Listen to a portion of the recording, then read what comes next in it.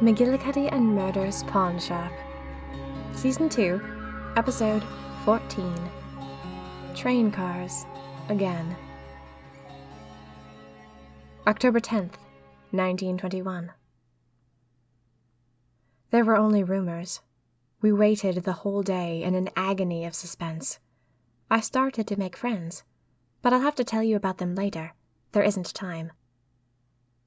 Mr. McGillicuddy finally returned. We congregated in the living room. Have you ever been out late by the water at night, and you leave a bit of food out in the open? If you sit very still, rats start coming. They creep out, and more rats than you ever thought existed are suddenly scrabbling for the food. They were there all along, in nooks and rocks and crevices, but you had no idea. It's eerie. It's a little bit gross. You were surrounded, and you didn't know it. I felt like that now. I had no idea so many magic unusuals lived here, in the secret basement of McGillicuddy and Murder's Pawn Shop. I'd seen maybe 15 of them. Well, there were at least 50. All different ages, from 18 to 80. We congregated, and we all stared with blanched faces, looking at Mr. McGillicuddy. He stood very still, by the fireplace. "Oh, hello, Maud," he said. He nodded to me. "How are you assimilating?" He looked tired, but kind. I was grateful for the kindness. I had endangered his crew. But he seemed resigned to me now, more or less relieved that I was here at last. "Fine, thank you," I murmured. I hated the feeling of every eye in the room looking at me. Mr. McGillicuddy cleared his throat. "Well, you're all here now. No thanks to those of you who can't take news calmly and insist on shrieking and running from room to room." Mr. McGillicuddy glared at select magic unusuals. "What you've heard is true.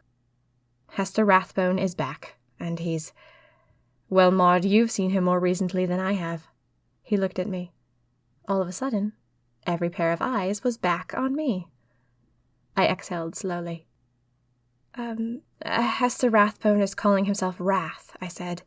"He killed 3 night enthusiasts in front of me, using gas that he acquired by going back in time to a battlefield of the Great War.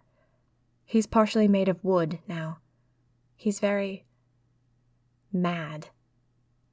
He wants to kill all the night enthusiasts. Last I heard, he was willing to kill Ariana, the girl we have hidden here, in exchange for all their lives, but then Ariana and I escaped.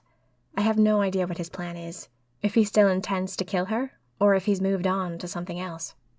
"At this point, I think he's moved on to something else," Mr. McGillicuddy said dryly.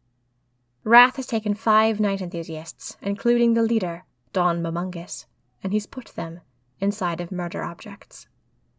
I paused. Everyone else seemed to know what this was. They were horrified by it.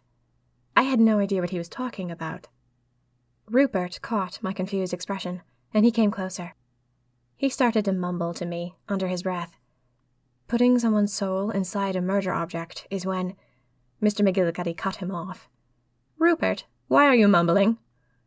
Rupert stood very straight. "I'm sorry, sir, I only thought it was unfair that Maud didn't know what that meant." Mr. McGillicuddy sighed.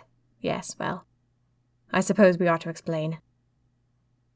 It's a horrible form of magic. Only a night enthusiast would stoop to a spell like that. It ruins souls. It destroys minds.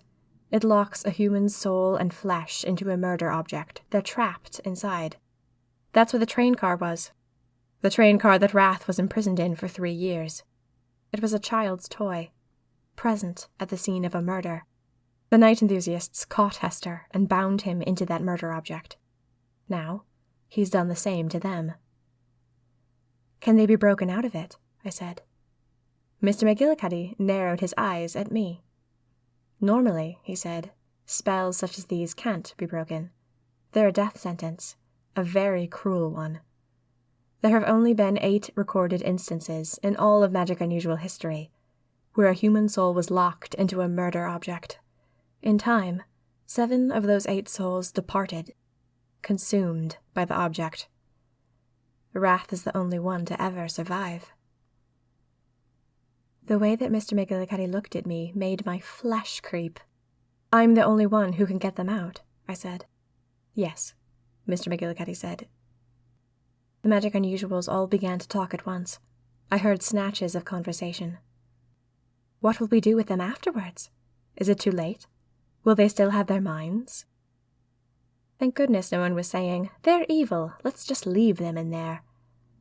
No matter how twisted the night enthusiasts might be, none of us wanted to see another human being lost to a fate like that. Will you get them out, Maud? Mr. McGillicuddy said. Are you willing? Yes, of course I'm willing, I said. I just don't know if I know how. You used your power to release Wrath. Yes, but I'm still not sure how my power works. If you're referring to why your power hasn't worked on certain things, Mr. McGillicuddy said, it's because not everything is a spell. You couldn't say, I wish to escape from the Night Enthusiast cave, because that teleportation barrier isn't a spell. It was someone's magic unusual power. A Night Enthusiast, long ago, used their unique magic unusual power to create that barrier. You can't combat magic unusual powers.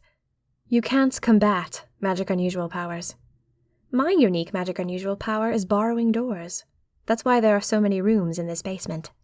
When I collect a door, the door's history turns into a room. I only have to attach the door to some hinges, and the room appears, filled with beautiful things. It's rather addictive, as you might imagine, but you could never remove one of my doors with your wish, Maud, because your power cannot break other powers. It can only break spells. So I can say I wish to any spell, and it will break, I said. That is correct, Mr. McGillicuddy said. Can I say it now? I said. You have to be near the spell, physically, for it to work, Mr. McGillicuddy said. So all I have to do is reach the Night Enthusiasts, who are trapped inside murder objects, and break the spell? Mr. McGillicuddy looked suddenly uncomfortable. When you reach them, things should be fairly simple, he said, assuming the Night Enthusiasts have the decency to let you walk free afterwards. The only problem is... What? I said. What is it? Wrath is holding them hostage, Mr. McGillicuddy said. He is guarding the murder objects so they can't be stolen. He is hiding out in the Night Enthusiasts' own cave. He wants to lure the remaining Night Enthusiasts to himself so he can kill them. He thinks the Night Enthusiasts will come to rescue their leaders. In that, I think he is mistaken. I think the Night Enthusiasts will never set foot in their cave again, as long as Wrath is standing in it. Wrath is no longer one of us. He has done things that someone who belongs to the pawn shop would never do. He needs to be stopped. He is now our highest priority, our most important mission. Maud, we will be bending all of our skills towards getting Wrath out of the Night Enthusiast cave. He won't be easy to trick, and he will be impossible to remove by force. If we attack, he could kill dozens of us before we killed him, and I will not have that. We will have to remove him through wit and trickery. That is the only way I will agree to. Once we've gotten him out, your job will be to sneak in and break the spell. We'll only be able to remove him, I think, for 1 or 2 minutes at most. How will I get in undetected? I said. If there's only one entrance, he'll see me going in when he's going out. He knows I have the power to release them. He won't let me pass. Unless I should teleport?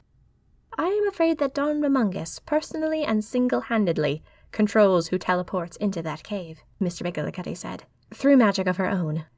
Since she is currently made of wood, that way is shut. You cannot teleport into the cave. I have heard, however, that there is a second, secret entrance to the Night Enthusiast cave, a kind of priest's hole that can be accessed in times of emergency. If you can gain access to it, if you can find a secret way down into the cave, then you will be able to watch and wait for the very instant that we get Wrath out. You can break the spell and return to the priest's hole within that window of time. I don't know how to find that secret entrance. I doubt Wrath knows that it exists. Discovering it will be up to you. All right, I said. We will begin at once, Mr. McGillicuddy said. Maud, I suggest you start hunting down the secret entrance immediately. Mr. McGillicuddy, I said. What are the murder objects? The ones the Night Enthusiasts are trapped in. Ah, Mr. McGillicuddy said. Toy train cars. Wrath has made New train cars. For them. We hope you've enjoyed Season 2, Episode 14, Train Cars Again, of McGillicuddy and Murder's Pawn Shop. McGillicuddy and Murder's Pawn Shop is written and performed by Minerva Sweeney Wren, all rights reserved. If you wish you were a magic unusual, fear not. When you subscribe to or review this podcast, you perform a magical deed by making it far more attractive to potential listeners. You can also gain magical powers by becoming a $1 patron at patreon.com/SweeneyWren. Results are not guaranteed. McGillicuddy and Murder's Pawn Shop will continue with Season 2, Episode 15. Well met, dear ghost.